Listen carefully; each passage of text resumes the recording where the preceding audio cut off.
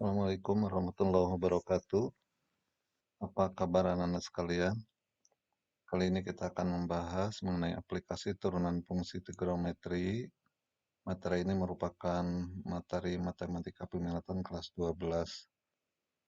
Kompetensi dasar yang dibahas nomor 31 adalah menjelaskan keberkaitan turunan pertama dan kedua fungsi dengan nilai maksimum, nilai minimum, selang kemonotonan fungsi, kemiringan garis singgung, serta titik belok dan selang kecongkongan fungsi trigonometri. Kemudian untuk kompetensi dasar keterampilannya 4.1 yaitu menyelesaikan masalah yang berkaitan dengan nilai maksimum, nilai minimum, selang kemonotonan fungsi, dan kemiringan garis singgung serta titik belok dan serta kecekungan kurva fungsi trigonometri. Baik, kita perhatikan gambar berikut. Misalkan f fungsi trigonometri yang terdefinisi di selang I, maka fungsi f disebut naik pada selang I jika untuk setiap x1 dan x2 di interval I dengan x1 kurang dari x2, maka f x1 kurang dari f x2. Dan fungsi f dikatakan turun pada selang I jika untuk setiap x1 dan x2 di I dengan x1 kurang dari x2, maka f x1 lebih besar dari f x2. Jadi terbalik. Baik, kita misalkan f fungsi trigonometri yang terdefinisi di selang I dan f mempunyai turunan di I. Maka f merupakan fungsi naik jika f aksen x lebih dari 0 dalam selang I. Kemudian f merupakan fungsi turun jika f aksen x-nya kurang dari 0. Hal ini dapat dijelaskan dalam gambar berikut. Tentukan interval fungsi naik dan fungsi turun dari fungsi trigonometri fx sama dengan cos x pada interval 0 sampai 360 derajat. Mencari turunan pertama dari fungsi fx. Ya, di sini fx-nya sama dengan cos x, maka turunannya adalah negatif sin x. Itu langkah pertama. Kemudian langkah berikutnya, menentukan pembuat 0 dari fungsi f aksen. Nah, berikutnya yang ketiga langkahnya adalah menguji nilai fungsi f aksen x pada garis bilangan dan beri tanda. Nah, seperti ini.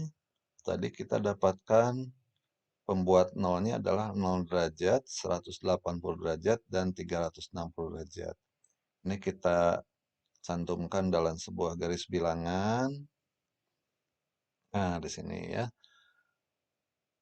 Syarat fungsi naik jika turunannya lebih dari 0, sehingga berdasarkan gambar ini, fungsi naik pada interval, nah ini yang lebih dari 0 ya anak-anak, sehingga fungsinya naik pada interval antara 180 derajat sampai dengan 360 derajat. Penulisannya seperti ini. Jadi kalau berada di antara X-nya harus di tengah, kemudian 180 derajat berada di sebelah kiri, dan 360 derajat berada di sebelah kanan. Nah, sebaliknya ini yang turun, yang kurang dari 0, ya, fungsi turun pada interval antara 0 sampai dengan 180 derajat. Penulisannya seperti ini. Cukup mudah bukan, anak-anak sekalian? Baik, supaya lebih jelas, kita lihat lagi contoh kedua. Tentukan interval fungsi naik dan fungsi turun dari fungsi trigonometri fx sama dengan sin 2x pada interval 0 sampai V. Nah, perbedaan antara nomor 1 dan nomor 2, kalau nomor 1 tadi dalam derajat sudutnya, nah sekarang dalam radian. Oke, kita lihat penyelesaiannya. Sama seperti langkah di nomor 1, yang pertama harus kalian cari adalah turunan dari fungsi fx-nya.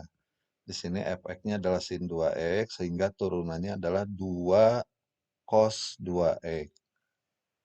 Kemudian langkah berikutnya, masih ingat anak sekalian?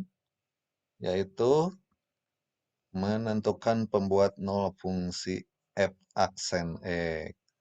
Nah, di sini f aksen X sama dengan 0, f aksen X-nya ini berarti 2 cos 2X sama dengan 0, dibagi 2 kedua ruas, atau dikalikan setengah sama saja, sehingga ini menjadi cos 2X sama dengan 0.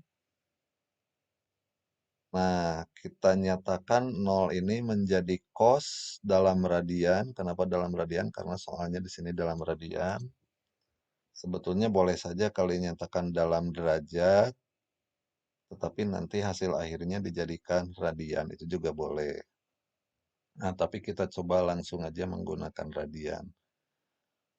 Cos berapa yang nilainya 0, yaitu cos pi per 2 atau cos 90 derajat ya. Jadi ini harus sama-sama di ruas kiri dan ruas kanannya ada cosnya supaya mudah. Karena kita ingat bahwa, nah ini adalah di rumus yang pertama waktu di di prasyarat ya, merupakan prasyarat. Jika cos X sama dengan cos alpha, maka X-nya ada dua penyelesaian nih. Alpha plus N kali 2pi dan X sama dengan negatif alpha plus N kali 2pi. Nah, berdasarkan rumus ini, maka penyelesaian dari cos 2X sama dengan cos pi per 2 adalah sebagai berikut. Nah, kita hilangkan cosnya seperti di sini. 2X, sudutnya ini 2X, sama dengan sudut yang kanan pi per 2 plus N kali 2pi. Jadi kita pakai yang ini dulu nih. Asalnya di sini 2X, kita bagi 2, ruas kiri dan kanan. Ini dibagi 2 menjadi X, pi per 2 dibagi 2 menjadi pi per 4, N kali 2pi dibagi 2 menjadi N kali V. Nah, ini udah penyelesaiannya. Sekarang, supaya tahu sudutnya berapa saja, karena tidak sembarang X, di sini X-nya harus berada pada interval 0 sampai pi. Nah, untuk menentukan itu kita ambil N. Ingat ya, N ini adalah merupakan bilangan bulat. Jadi kita coba N ambil sama dengan 0. Sehingga X sama dengan pi per 4 ditambah 0. Jawabannya pi per 4. Nah, pi per 4 ini memenuhi pada interval 0 sampai pi. Jadi berada pada interval 0 sampai pi. Kalau kita coba N sama dengan 1, misalkan di sini kalian coba N sama dengan 1, maka X sama dengan menjadi pi per 4 ditambah pi. Berarti menjadi 1 per 4. Nah, kalau 1 per 4 berarti sudah berada di luar interval, sehingga tidak diambil untuk N sama dengan 1. Bagaimana dengan N sama dengan 2? N sama dengan 1 saja sudah lebih, apalagi kalau N sama dengan 2. Terus bagaimana kalau negatif 1? Coba aja, kalau negatif 1 berarti di sini menjadi pi per 4 ditambah negatif pi. Nah, berarti jawabannya menjadi negatif 3 per 4. Bilangan negatif berarti di luar interval. Sehingga yang memenuhi hanya untuk N sama dengan 0, yaitu X-nya sama dengan pi per 4. Itu dari penyelesaian yang pertama. Nah, sekarang kita lihat penyelesaian dari yang keduanya ini nih. Nah, di sini ya. 2X sama dengan, bedanya hanya ini kan. Nah, sekarang di sini alfa, di sini negatif alfa. Sehingga di sini menjadi negatif pi per 2 ditambah pi kali 2pi. Dengan cara yang sama dibagi 2 kedua ruas. X kemudian negatif pi per 4 ditambah N kali pi. Nah, kali ini N yang memenuhi ternyata untuk N sama dengan 1.